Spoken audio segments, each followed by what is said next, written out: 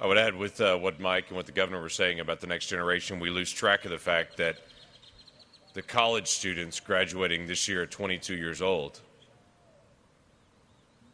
were not born or had just been born when this occurred.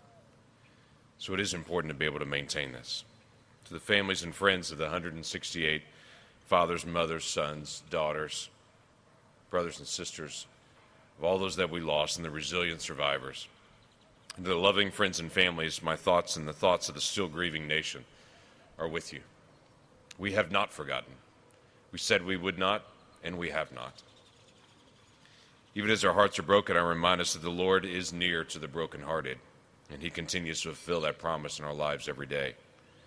We've seen through these 22 years how he's lifted us up and how he's bound us together, and we are forever on the journey together towards healing.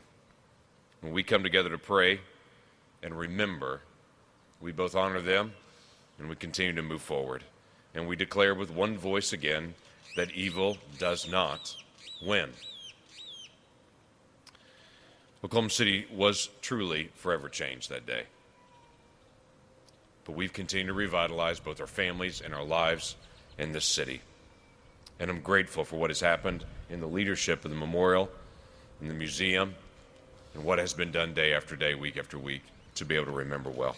I do have the honor today to be able to welcome and introduce Dr. Ben Carson, who's the Secretary of Housing and Urban Development. Dr. Carson joins us today to honor the 35 men and women who went to work in their HUD office that day on April 19, 1995, but they didn't make it home to have dinner with their family that night. That same day, 133 men and women were also taken from their loved ones. Dr. Carson is dedicated to improving the outcomes of our nation's low-income and inner-city families. His faith, his compassion, his love for our nation are the very qualities that we need to empower Americans to rise out of poverty. Dr. Carson has served as the Director of Pediatric Neurosurgery at the Johns Hopkins Children's Center.